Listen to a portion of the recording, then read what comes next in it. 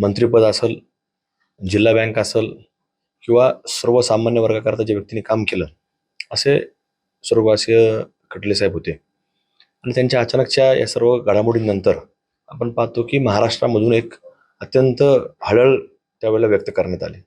आणि त्यावेळेसपासून जर आपण पाहिलं तर त्यावेळेला देखील मुख्यमंत्री महोदय हे कुठल्या तरी राज्यामध्ये निवडणूक चालू होती आणि त्या निवडणुकीच्या प्रचारात ज्यावेळेस त्यांना कळालं तर ताबडतोब त्यांनी दुपारी तिथून महाराष्ट्राकडे प्रस्थान केलं.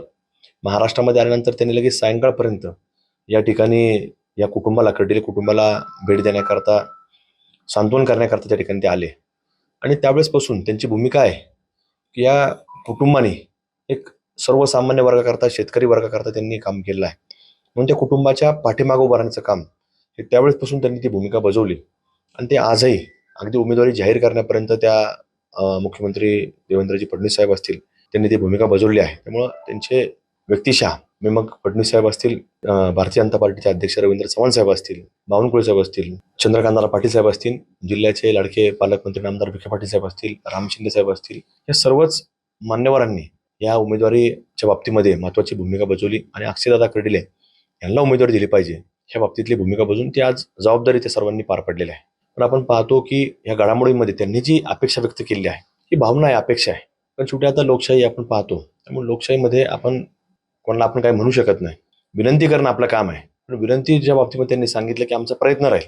पण प्रयत्न जरी झाला नाही तर कर्डिले साहेबांचं जे काही एक जनतेशी जोडलेलं नातं होतं, तर त्याच प्रकारचं मागच्या काही 2021-22 पासून अक्षयदादा कर्डिले यांनी देखील एक विश्वासाचं नातं प्रत्येक युवकाच्या मनामध्ये, प्रत्येक मायमाऊलीच्या मनामध्ये त्यांनी स्वतःच्या संपर्काच्या माध्यमातून आणि कर्डिले साहेबांचं प्रतिनिधी म्हणून हे मागच्या 2021-22च्या कालखंडापासून ते स्वतः फिरतायत. आणि 2024ची देखील विधानसभा ही जरी कर्डिले साहेब निवडून जरी आलेले असले तरी त्यावेळेला अक्षय कर्डिले याच नावाने फार मोठ्या सगळ्या मतदारसंघामध्ये त्यांनी काम केलेलं होतं. आणि सातत्यानं फिरणं असेल, संपर्क असेल, सर्वसामान्य वर्गामध्ये दुःख असेल, सुखदुःखामध्ये फिरणं असं अक्षयदादांनी केलेलं आहे.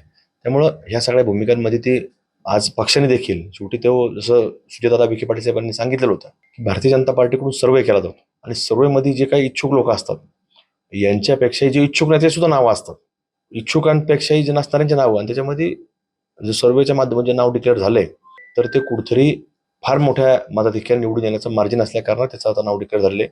आणि तशा प्रकारे जो निकाल 23 तारखेला मतदान होणार आहे, जो मे महिन्यात 4 तारखेला निकाल लागेल, तो निश्चित रूपानं कर्डिले साहेबांच्या आशीर्वादानेच निकाल लागेल ही खात्री या निमित्तानं माझ्यासारख्या कार्यकर्ता म्हणून मी व्यक्त करतो.